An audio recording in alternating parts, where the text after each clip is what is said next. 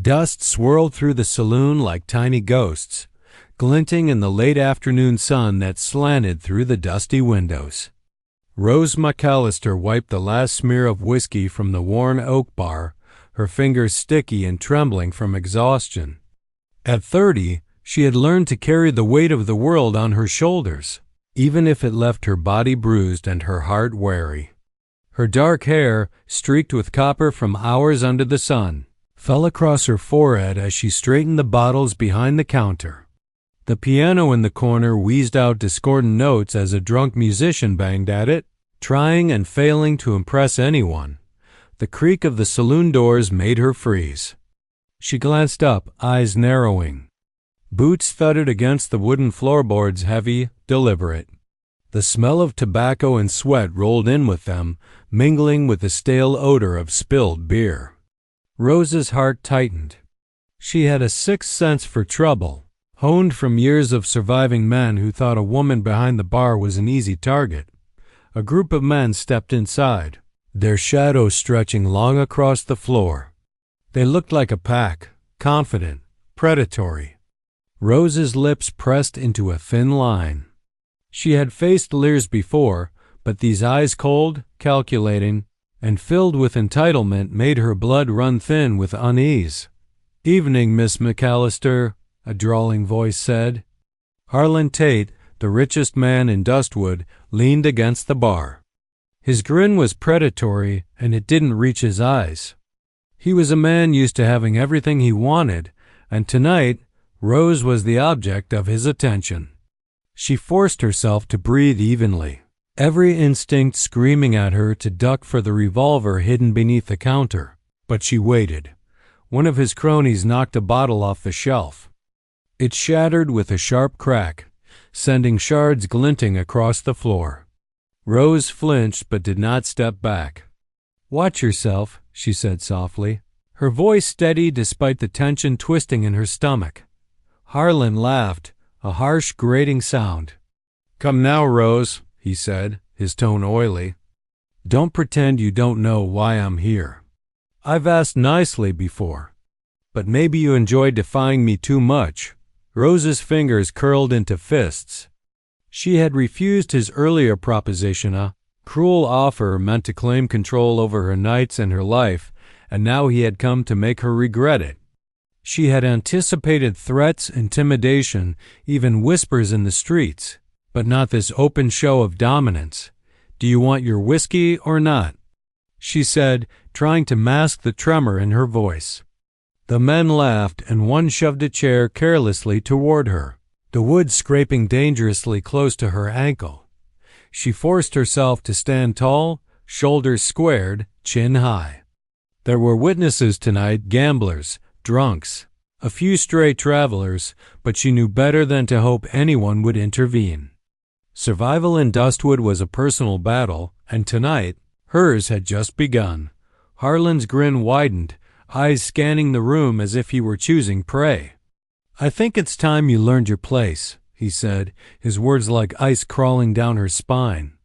One of the men stepped closer, a fist raised, ready to strike. Rose felt the tension coil inside her, every nerve alert. The saloon's wooden beams creaked under the weight of silence that followed, a pause before the storm. Rose's green eyes, sharp and alert, caught every movement, every glint of malice in the men's eyes. She could see the shapes of broken bottles, the edges of chairs ready to be used as weapons, the grim anticipation of a crowd eager for entertainment at her expense. And then, as if the very air had shifted, a distant but deliberate thud echoed outside, the beat of hooves against the wooden street. Rose froze, feeling a flicker of hope. She did not yet know who or what was coming, only that something or someone was about to change everything. The men's laughter and sneers continued, oblivious to the approaching shadow. Rose tightened her grip on the bar, her pulse quickening, readying herself for the inevitable. This night, she realized, would not be like any she had survived before, and as the thudding grew louder, mingling with the chaotic clamor inside, Rose braced herself. Whatever came next would decide more than just her fate. It might decide the fate of everyone in the saloon.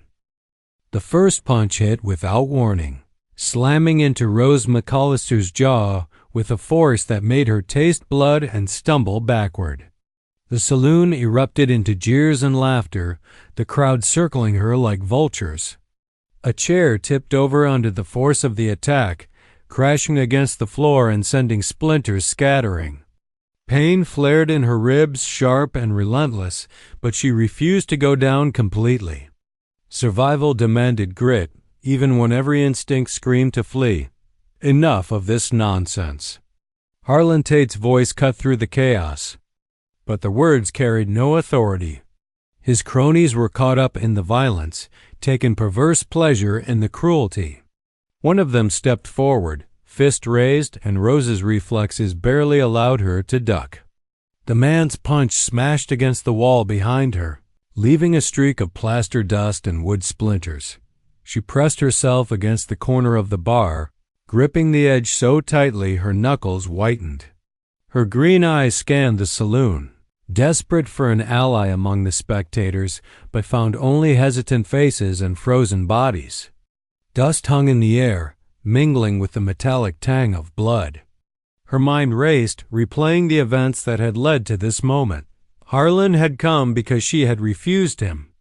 Weeks ago, he had proposed a cruel ownership over her, a claim to her nights and her wages.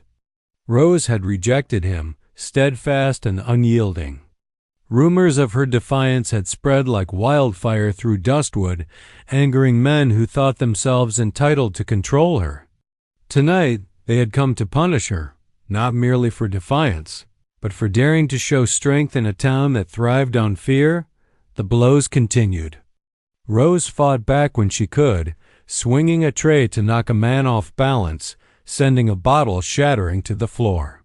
Glass glittered across the boards, catching the light like tiny daggers. But every strike she avoided, every defensive swing, left her body aching, her bruises blossoming in angry purple and red. Pain was relentless, but so was her will. Why do you all let her work here? One man spat, shoving her against the bar. She doesn't belong in a proper saloon, she belongs on the streets, like the rest of them. Rose's teeth clenched.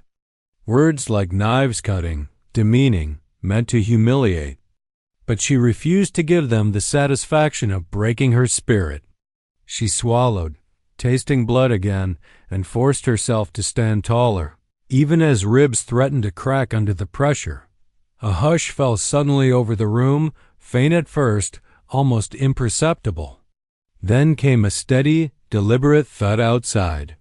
Hooves pounding against the wooden street. Every beat echoed through the walls, drowning the clamor inside the saloon.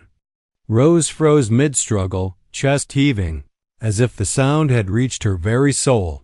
The men hesitated, glancing toward the doors, confusion flickering over their greedy faces. Harlan's smirk faltered, replaced by a shadow of uncertainty. The presence outside was unmistakable, something powerful, something dangerous. Rose sank to the floor, exhausted, bloodied, but no longer terrified. The pounding hooves brought a promise she had almost forgotten.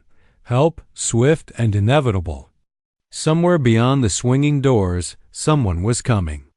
Someone who would not allow the injustice to continue. She pressed herself against the corner, bracing for the next strike, but a strange calm settled over her. Each breath she drew was sharp, painful, but filled with anticipation. The Apache warrior was coming, and with him, a reckoning that would make the town tremble. Harlan barked orders, his voice faltering as fear crept into his tone. Finish her. Make her pay. But even his men hesitated. The rhythm of hooves grew louder, faster, a drumbeat that promised the end of their reign of cruelty. Rose's green eyes met the nearest patron's, a man too cowardly to intervene, and she saw hope flicker in herself. Survival was no longer just about enduring. It was about justice, coming for her with unstoppable force.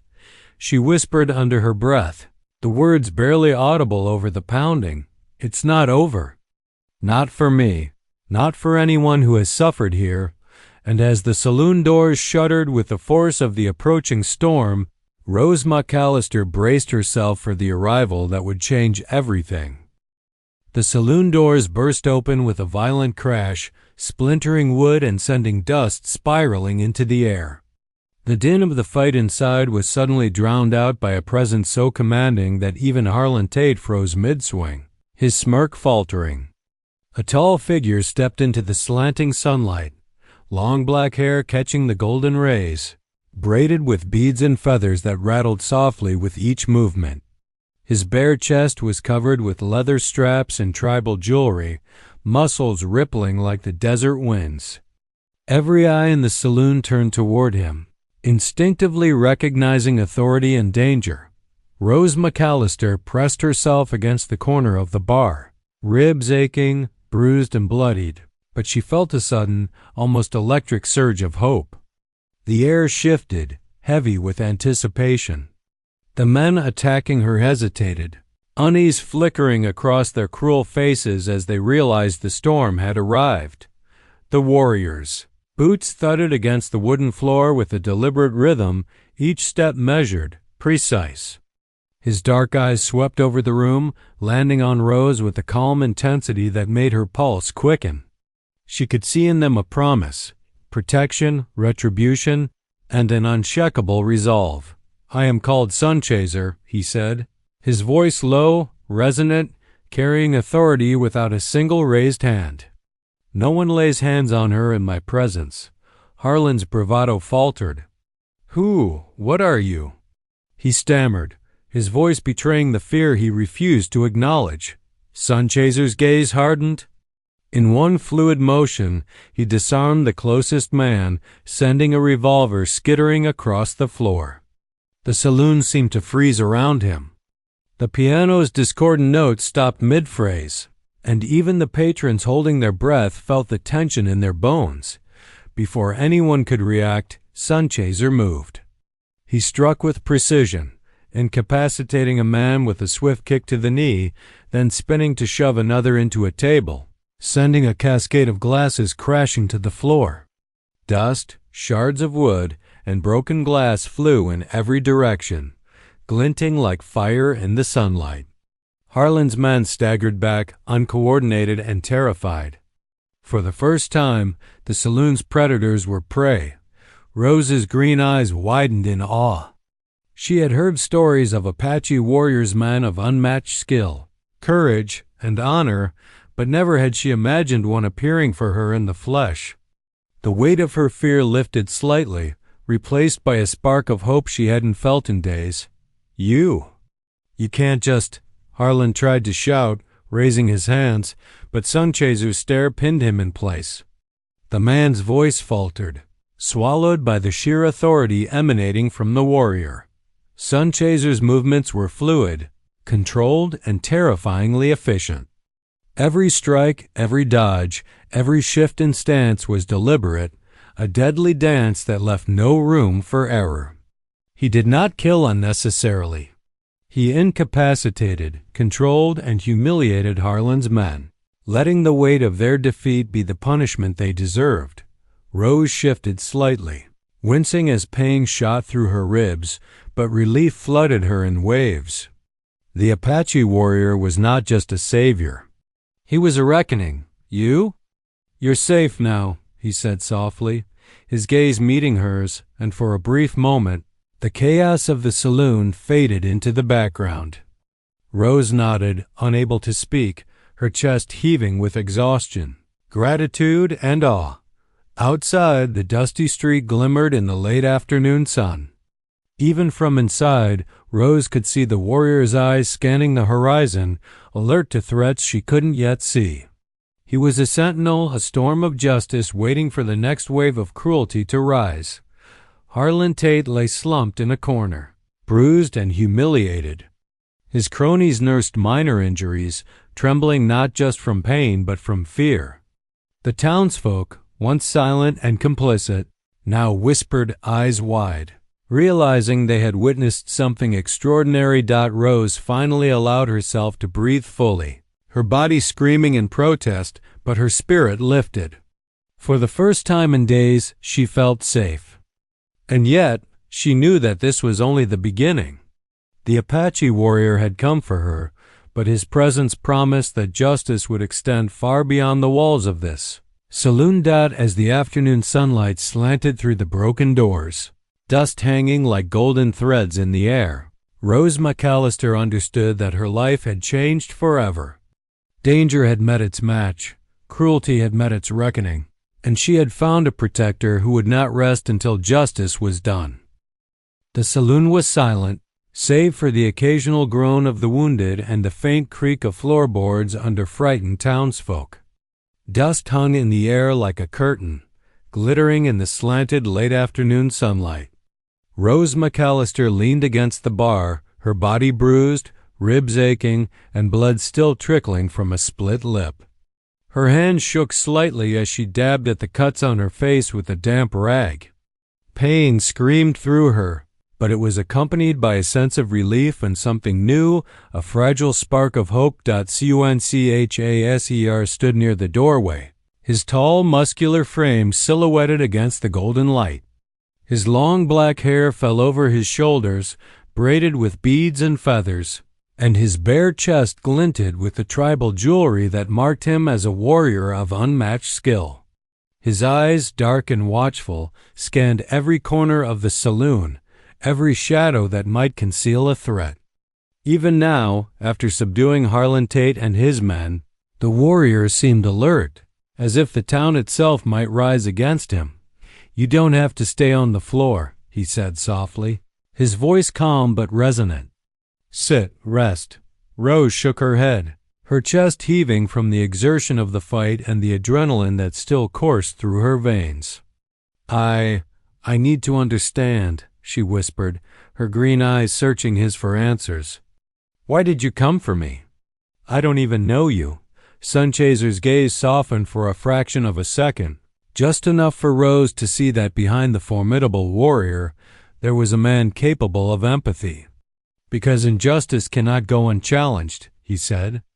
"I have watched cruelty take too many lives, and I will not stand by while it takes yours." Rose's heart clenched. In all her years in Dustwood, she had never encountered such raw integrity, such fearless protection. A tear slipped down her cheek, quickly wiped away with the back of her hand. I thought I was alone," she admitted, voice trembling. Everyone just stood there. "They will remember this day," Sunchaser replied, his voice steady. "And perhaps it will teach them a lesson about what happens when one abuses power." His eyes narrowed slightly as he surveyed Harlan Tate, bruised and slumped in a corner, and his men nursing their wounds. "But power alone is not enough to prevent further attacks. We must plan." Rose's mind, still foggy from pain and fear, sharpened at his words. She realized that surviving tonight was only the first step. If Harlan recovered, if the town chose sides, she could be a target again. And yet, in Sunchaser's presence, she felt a strength she had never known before. "Planning?" she asked, voice barely above a whisper. "Yes," he said simply.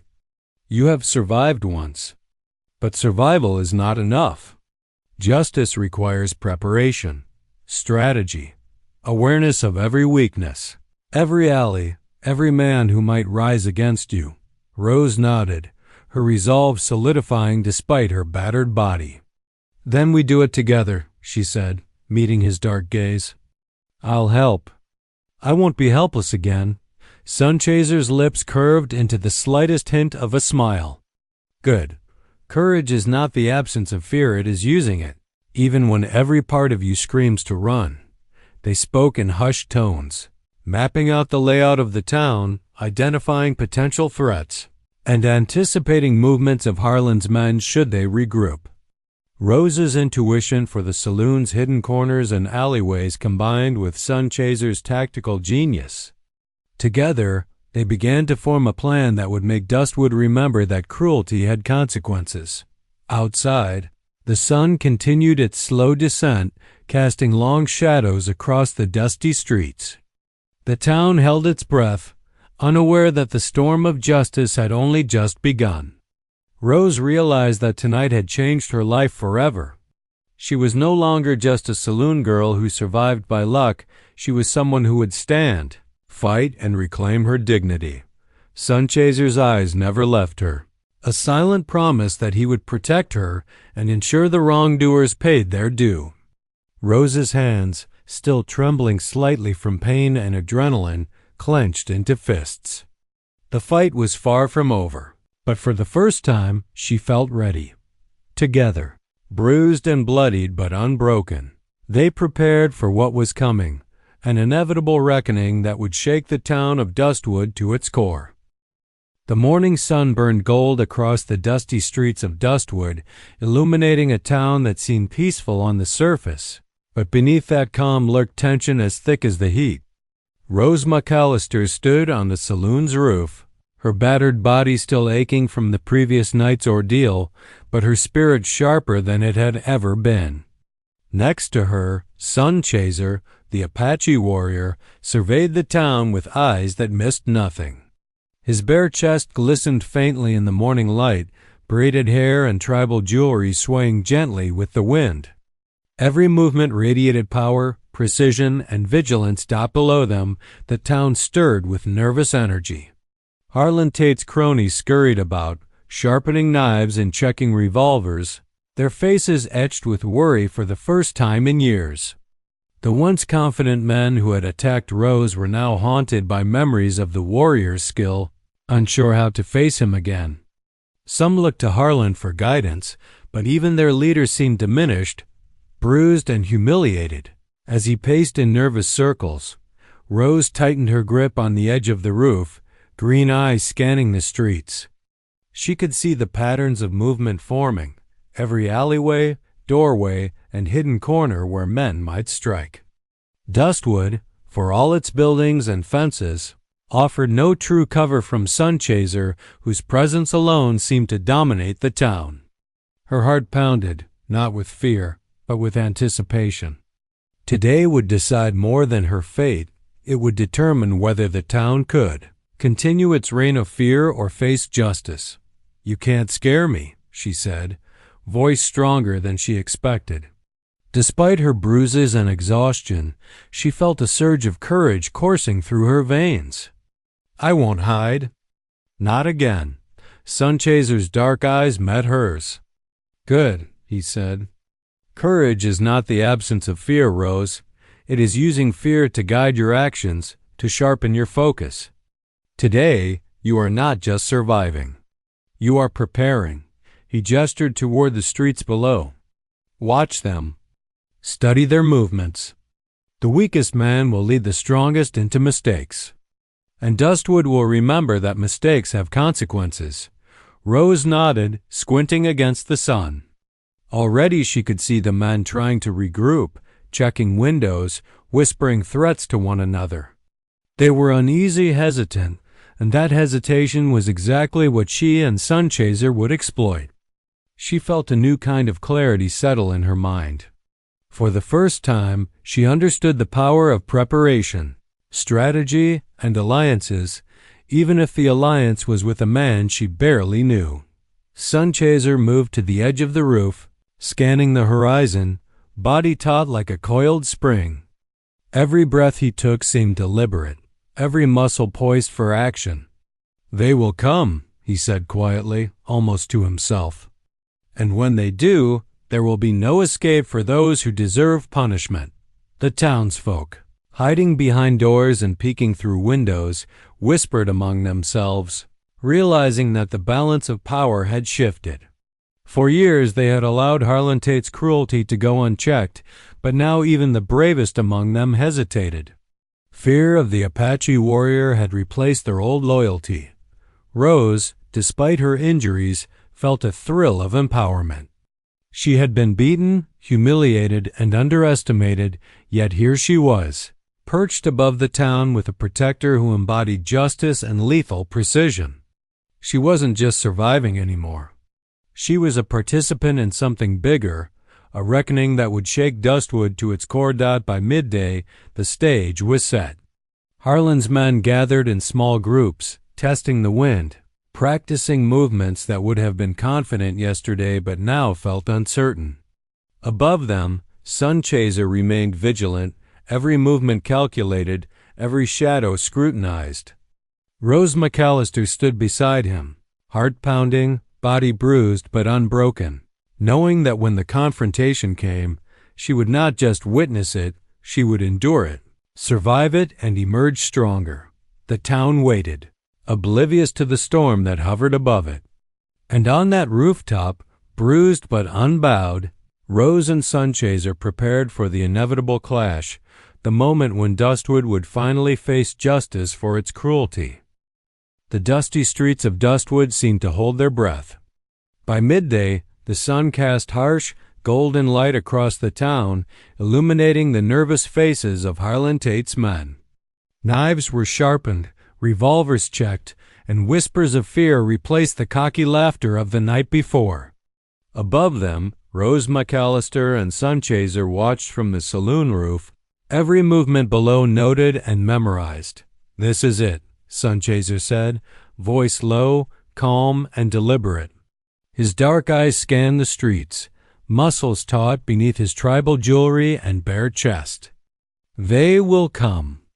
And when they do, justice will be swift." Rose swallowed, her bruised ribs aching, lips cracked from the previous night's blows. Yet her heart pounded with a mix of fear and determination. I'm ready," she whispered. The first sign of action was subtle, a group of men moving through an alley, attempting to flank the saloon. Sunchaser's hand tightened around the leather strap of his knife, his stance coiled like a spring. Without a word, he leapt from the roof, landing silently on the wooden street below. Dust erupted around his feet, but the men barely had time to register the movement before he was upon them. Fists and knives met the air, but Sunchaser moved with terrifying precision. One man went down with a swift kick to the knee, another disarmed in a blink, his revolver spinning across the dusty boards. The sound of splintering wood and crashing bottles echoed like thunder. Rose watched, heart in her throat, as the warrior dispatched Harlan's men with lethal grace, each movement deliberate, each strike calculated. Despite her pain, a thrill ran through her. This was justice, raw and unstoppable. Harlan himself stepped into the street, revolver in hand, eyes wild with rage. This isn't over," he shouted, but Sunchaser's gaze pinned him instantly. Every step the Apache warrior took was confident, unstoppable, a promise that resistance was futile. "You should have left her alone," Sunchaser said quietly, voice carrying over the street. "Now you will face the consequences of your cruelty." Harlan lunged, firing his revolver, but Sunchaser was faster. He dodged, rolling across the dust, and disarmed Harlan with a precise motion that sent the gun clattering away. The man went down to one knee, defeated but still defiant. Sunchaser's eyes were cold, unyielding, yet measured. He did not strike without purpose. Around them, the remaining cronies faltered, unsure of how to proceed. Some tried to flee, but Sunchaser moved like a shadow, intercepting escape routes with swift kicks and expertly timed grabs. Dust and sunlight swirled around him, catching the beads in his hair, glinting off the tribal jewelry that marked him as a warrior of legend. Rose stepped forward, cautiously, her green eyes wide. She could see the fear etched into the men's faces, the realization that they had underestimated both her resilience and Sunchaser's skill. The saloon girl, once beaten and humiliated, now watched justice unfold like a storm she had helped summon. The fight was brief, intense, and conclusive. By the time the sun reached its zenith, Harlan lay on the street, bruised, humiliated, and disarmed. His cronies slunk away, cowed and battered, knowing better than to challenge the Apache warrior again. Dustwood had been reminded power without honor brought nothing but ruin. Sunchaser turned to Rose, his expression softening just slightly. "Are you unharmed?" he asked, voice carrying genuine concern. Rose nodded, still catching her breath. I think so. Thanks to you." Her words trembled with gratitude, awe, and something else, an understanding that her life had changed forever. The street was quiet now, save for the creak of shutters and the distant shuffle of frightened townsfolk. Rose realized that the day had marked a turning point, not only for her, but for Dustwood itself. Justice had been served, and cruelty had finally met its reckoning. Sunchaser sheathed his knife, glancing around to ensure the town had no hidden threats. Rose stepped beside him, bruised but unbroken, knowing that while the battle had been won, their partnership and the work to protect the innocent was just beginning as the sun climbed higher, casting long shadows over the dusty streets. Rose McCallister understood that she had survived the unthinkable, and with Sunchaser by her side, she knew that no injustice in Dustwood would ever go unchallenged again. The town of Dustwood was quiet now, the kind of silence that pressed against the ears and made every creak and whisper sharper. Broken bottles and splintered chairs littered the streets, remnants of the chaos that had unfolded under the fierce justice of Sunchaser, the Apache warrior. Rose McCallister stood beside him, her green eyes scanning the horizon, bruised, bloodied, but unbowed. She felt a surge of relief and exhaustion in equal measure. The confrontation with Harlan Tate and his cronies had ended decisively, leaving the town shaken and its tyrants humbled. Yet, as her eyes swept over the streets, she realized that Dustwood's wounds were deeper than broken furniture. They were etched into the hearts of its people. Sunchaser's gaze swept over the town, muscles taut, every sense alert. His long black hair braided with beads and feathers swayed as he surveyed the aftermath. Tribal jewelry glinted in the afternoon sun. "The worst of them are gone," he said quietly, his voice carrying authority without threat. "But the town must learn. Fear alone will not protect the innocent." Rose nodded, understanding the weight of his words. She had witnessed cruelty and survived, but she knew justice required more than brute strength. It required vigilance, courage, and guidance. She shifted slightly, her body aching, blood still seeping from a cut on her forehead. "They will never forget this day," she said, her voice quiet but firm. "They won't," Sunchaser replied. "And neither should they. Let them remember what happens when one abuses power." A distant murmur from the townsfolk reached them. Women and children peeked from behind shuttered windows, while men who had once turned a blind eye now stared from the safety of doorways. Rose's chest tightened as she saw fear mingled with newfound respect. For the first time, she realized the impact of courage, her own and Sunchaser's combined. Those who had witnessed the reckoning. One man, a blacksmith who had avoided confrontation the night before, stepped forward hesitantly, holding a bucket of water. "Ma'am, sir." "Thank you," he said, voice trembling. We saw everything." Rose met his eyes and nodded, acknowledging his gratitude and fear. "We all have a choice," she said softly. "Today, you see what happens when cruelty goes unchecked. Remember it." Sunchaser sheathed his knife, turning to look at Rose. "You fought as well as you could," he said, admiration in his tone. "You faced fear and pain and stood your ground. That is bravery. That is survival." Rose allowed herself a small smile, though her body still throbbed with pain. She remembered the moments just hours ago when she had been beaten, humiliated, and alone.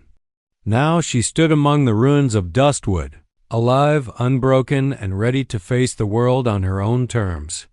The sun dipped lower, casting long golden shadows across the dusty streets. Rose McCallister and Sunchaser walked together, surveying the town that had tried to crush them both. Even in defeat, Harlan Tate and his men had taught the town a lesson. It was the power of justice tempered by skill and honor. "They'll rebuild," Rose said quietly. almost to herself. "But they'll rebuild knowing they can't treat people like this again. They will remember," Sunchaser said, voice steady. "And when they forget, we will remind them." Justice is not a one-time act, it is a vigilance. As they reached the edge of the town, Rose felt a wind sweep across the dusty plains, carrying the scent of sagebrush and sun-baked earth. It whispered of freedom, of survival, and of the unspoken bond between a warrior who sought justice and a woman who refused to be broken. For Rose, the scars of the fight would remain, both on her body and in her memory. But with them came strength, courage, and the knowledge that she had faced darkness and emerged victorious. And for Sunchaser, the work of protection and justice was never done. Yet the presence of Rose beside him offered a reminder of why he fought, not for glory, but for the innocent, the oppressed, and the forgotten. As the sun finally sank behind the mountains, casting Dustwood in a golden glow, Rose McCallister whispered to herself, a quiet vow that carried through the evening air. "I will survive. I will endure. And I will never forget this day." Sunchaser placed a hand on her shoulder, silent support in a world that had tried to break them both. Together, they watched the town learn the true weight of justice, knowing that the reckoning had only just begun, but this chapter had ended in victory, courage, and the triumph of the human spirit.